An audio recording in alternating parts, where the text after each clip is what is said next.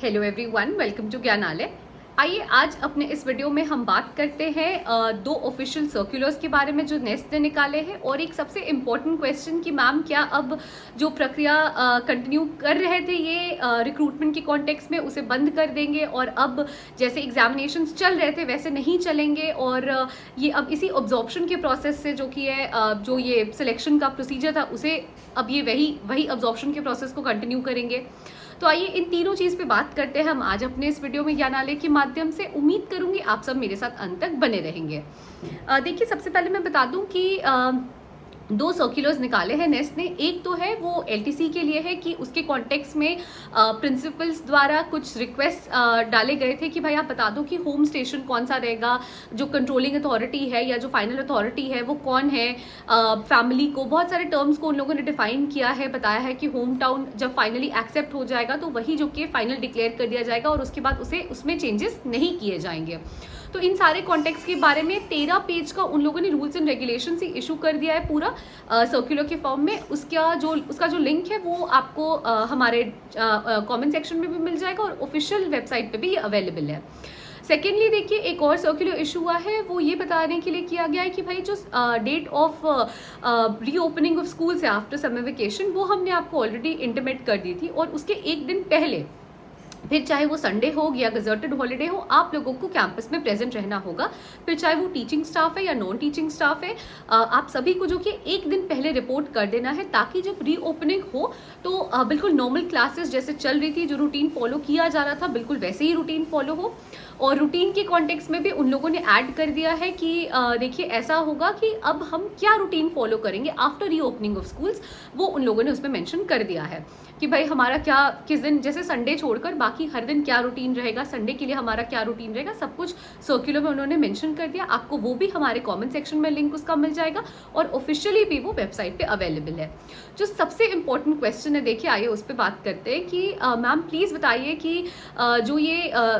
Recruitment की प्रक्रिया है, जैसे इन लोगों ने एक फेज निकाल दिया 9,000 से 10,000 वैकेंसी का, तो अब क्या ये उसे कंटिन्यू नहीं करेंगे और अब्जॉर्प्शन प्रोसेस को ही लेके चलेंगे? देखिए मैं इस पे 2-3 पॉइंट्स हाईलाइट करना चाहूँगी बस यहाँ पे, क्योंकि हमारे पास भी देखिए अभी कोई ऑफिशियल इन्फॉर्मेशन नहीं है। मैं स्टार्टिंग में ही क्लियर कर दे रही हूँ आपको, और हमें भी अभी तक इसके कॉन्टेक्स्ट में कोई भी सूचना कहीं से भी प्राप्त नहीं हुई है। अगर आप लोगों में से किसी को कोई आइडिया हो तो प्लीज़ कमेंट सेक्शन में ज़रूर बता दें। देखिए हमारे नॉलेज में जो हमें लग रहा है, अगर इनको ऐसा करना होता कि अब्जॉर्प्शन प्रोसेस से ही इनको मतलब अगर स्टेट ने जिस स्टाफ को रख लिया और उसी का ये अब्जॉर्प्शन कर ले रहे हैं और उसी को परमानेंट स्टाफ नेस्ट का ये घोषित कर दे रहे हैं, अगर इनको ये प्रक्रिया ही आगे कंटिन्यू करनी होती तो इनको इस कॉन्टेक्स्ट में अकाउंटेबिलिटी लेनी होगी पहले तो, और दूसरी चीज़ कि इनको इंटीमेशन देना होगा। विदाउट गिविंग प्रायर इंटीमेशन ये ऐसे सडनली बिल्कुल रिक्रूटमेंट की प्रक्रिया को चेंज नहीं कर सकते हैं। दूसरी चीज़ देखिए, ये कैसे ऐसा कर सकते हैं कि 38,000 वैकेंसीज निकाल के एक भी नहीं, आप देखो लगभग बस 9 to 10,000 सीट्स आप देखो ये निकाल दे रहे हैं इस प्रक्रिया से कि भाई हमने एग्जामिनेशन करवा लिया है, और उसके बाद अब बाकी 28,000 के लिए ये कहेंगे कि भाई हम जो स्टेट्स एम्प्लॉयज़ रखेंगे उसे ही हम अब्जॉर्ब कर लेंगे। ये भी ये नहीं कर सकते। देखिए तीसरी चीज़ ये भी है कि जो स्टेट के एम्प्लॉयज़ को अगर ये अब्जॉर्ब करके परमानेंट एम्प्लॉयज़ बना लेंगे, अभी इन लोगों ने 431 या 432 एम्प्लॉयज़ ऐसे फर्स्ट अब्जॉर्प्शन के प्रोसेस से रखे हैं।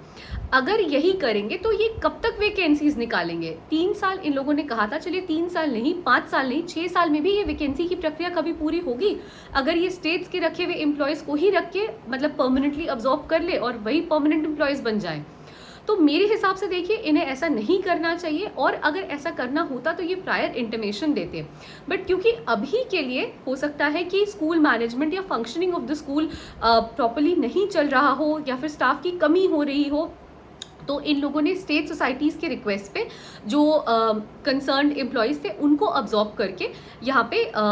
इन लोगों ने कंसिडर करते हुए अपना एम्प्लॉय अभी के लिए उसे मतलब परमानेंटली ही, बट देन अभी के लिए उन लोगों ने इस तरह से रिक्रूटमेंट प्रोसीजर कर दी है। या रिक्रूटमेंट प्रोसीजर को कैरी ऑन कर दिया है, बट बाकी के लिए इन्हें वैकेंसीज निकालनी ही होगी, क्योंकि अगर ये वैकेंसीज नहीं निकालेंगे तो देखिए इनको एक, आप खुद देखो, एक सेंट्रल ऑर्गेनाइजेशन है और नेस्ट खुद एक ऑटोनॉमस बॉडी है, तो यहाँ पे डिसीजन मेकिंग सिर्फ इनका नहीं हो सकता है, पहली चीज़। दूसरी चीज़, जो कैंडिडेट्स हैं, जो एस्पिरेंट्स हैं, जो वेट लगाए बैठे हैं कि आप सीट्स निकालोगे या आप वैकेंसीज निकालोगे, नोटिफिकेशन दोगे, उनको भी देखिए आपको इंटीमेशन देना पड़ेगा। तो देखिए 3-4 इंपॉर्टेंट चीज़ें हैं, वो ये है कि एक तो आपको प्रायर इंटीमेशन देना होगा, दूसरी कि ये अगर इसी प्रोसेस से करेंगे तो ये चेंज ऑफ शिफ्ट क्यों हो रहा है इसके लिए इन्हें अकाउंटेबिलिटी लेनी होगी, तीसरी कि हो सकता है अभी के लिए इन लोगों ने, क्योंकि proper functioning of the school नहीं चल रहा होगा, ऑलरेडी इन लोगों ने इतना डिले कर दिया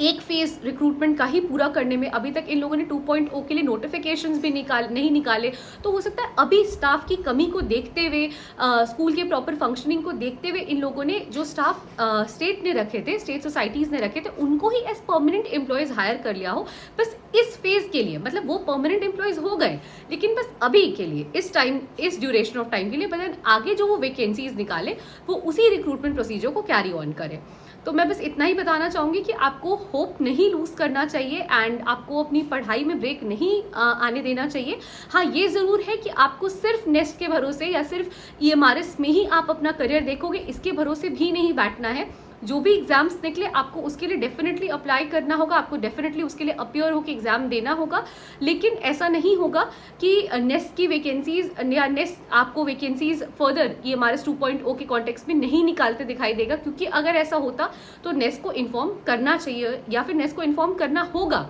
इन नियर फ्यूचर कि भाई हम अब वैकेंसीज नहीं निकालेंगे और यही अब्जॉर्प्शन की प्रक्रिया को हम कैरी ऑन करेंगे। तो मेरे हिसाब से ज्ञानालय, जो हमारी टीम है, टीम ज्ञानालय के हिसाब से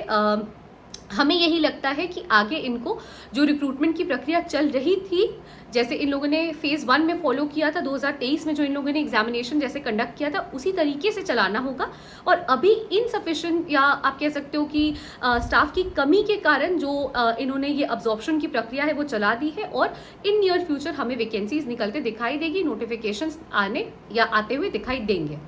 सो आई होप कि आपको